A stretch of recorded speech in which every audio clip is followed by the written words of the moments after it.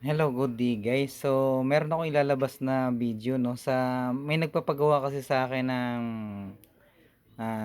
mga hindi penny boards na forehead sa may ganitong trouble. So, na-analyze na natin kung ano yung problema ng unit na to. So, ang may interface board pala na ay I/O board, input output board na ganito. Ito pala yung old model. So ang problema niya kapag ginamit ito pala gamit to sa yung manual na gas valve, yung pilot pa. So kung gagawin yung electric, paano ba ang paraan para magamit yung sa electric? So ito pinagawa to sa atin no, pinagpracticean no. So ang problema nito no power no. So napapower naman natin na tong board na to. Madugo-dugo nga lang na operasyon ang ginawa natin para magka-power to. So may konting problema kapag ginamit siya sa kinonvert siya ng ng electric. Kasi nga ang design nito is yung gantong I/O board, input output board, is pang manual siya, yung bagang inaapoyan ng pilot yung ilalim. Pero pwede mo naman siya i-convert ng ng sa electric nga kung ignition module. So ganito ang mangyayari no. So para magamit mo siya ng ng electric no. So ganito kasi no, pag inon mo siya, i-off muna natin 'to, naka-cycle na 'to. Ito yung ina-analyze natin kanina. Ayan, naka-off siya do. So i-on na natin. Ang mangyayari sa kanya, ayan ang mangyayari, diretso hit on kagad. Lock set. So kaya i-clock lang natin muna 'to. So anong nangyayari, wala siyang ignition na nangyayari. So diretso hit on kaagad. So eto may revision doon na wiring na gagawin doon sa likod. Panoorin nyo po. So medyo mali lang yung nabanggit natin doon no. Imbis na electric po, para magamit natin siya sa gas. Para magamit ko siya ng gas na nag-electric siya. So panoorin nyo po kung paano ang pagwa-wiring. So gagawin ko rin po ng diagram sa Coupon para masundan nyo po. Okay guys, so yun po. Papalo naman po, like and share sa ating page na DJ Glenn All Around Repair Services. Sa YouTube po, sa TikTok, at saka sa yung Facebook account po natin na DJ Glenn All Around Repair Services.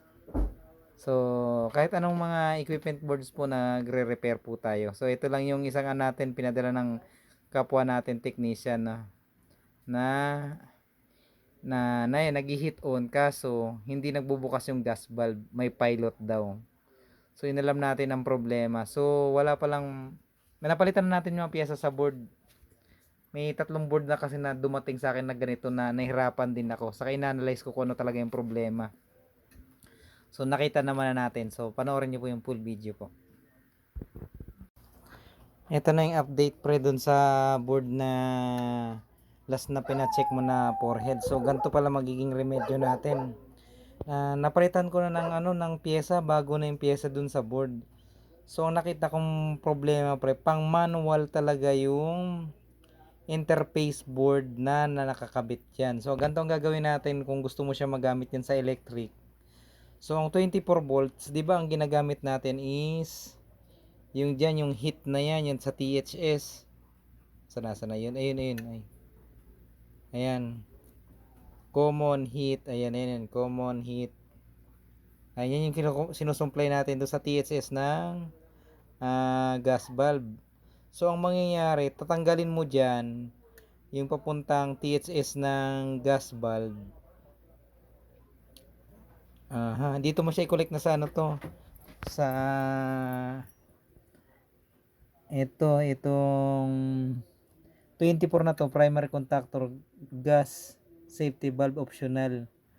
Yang 24 na yan, diyan mo na ikakabit yung THS, rekta mo siya diyan. Kasi pag pinatay mo sa switch, mamamatay naman yun, mawawalan siya ng pilot. So ang mangyayari, babaguhin mo ang linya.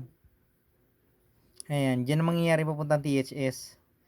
So ang mangyayari, yan ipapunta doon sa ignition module. Diyan ka nakukuha ng THS sa 24 na yan, yung electric or gas primary contactor. So ayan oh.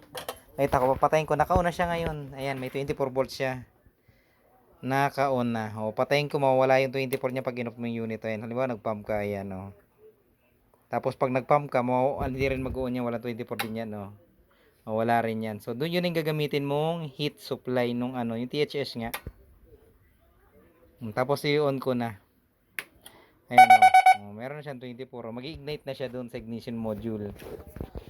Ayan. Tapos, ang kukunin mo linya ng ano, teka lang, post ko lang, maingay. So, ang gagamitin mo ng linya ngayon ng ano, ng, di ba ang linya dati is, ito, papuntang main valve. Sana. Yan.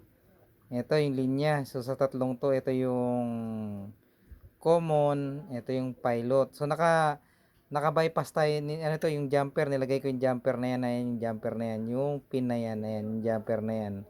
Lagyan natin ng jumper yan. So, ang pilot, as is na yung pilot dun. Kukonek mo rin dyan yung sa ano, sa pilot na supply yan, as is yan, walang mababago. Yan pa rin yung sa ano, sa supply ng pilot. Ang magbabago ka lang, eto, wag mo nang gagamitin tong linya na to ng main valve. Wag mo nang gamitin yan. Dito mo na ngayon kukunin sa heat. Ayan, yung heat na yan. Ayan, nakita mo yung heat na yan. Yan yung gagamitin mo na linya. Yun, yung heat na yan. So, ayan, titignan mo, namamatay-matay siya. Ilipat ko yung sa tester. Ito yung sa pilot ha, yung sa THS, yung kinuha natin, may 24 oh. Nilipat ko rito. Ayan, so, ayan na yung ano, naka-off o, naka-hit on yan. Tingnan natin, ayan yung mamamatay-matay siya. Ayan oh. Oh, so may 24 oh. Nagsa-cycle siya. Para namamatay yung gas valve niya.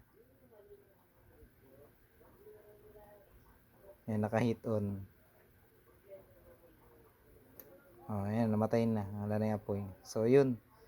Solve na natin yung problema mo dun para magamit mo siya sa electric. Kasi naka-manual mode pala siya. Yung board na yun, kahit anong gawin natin.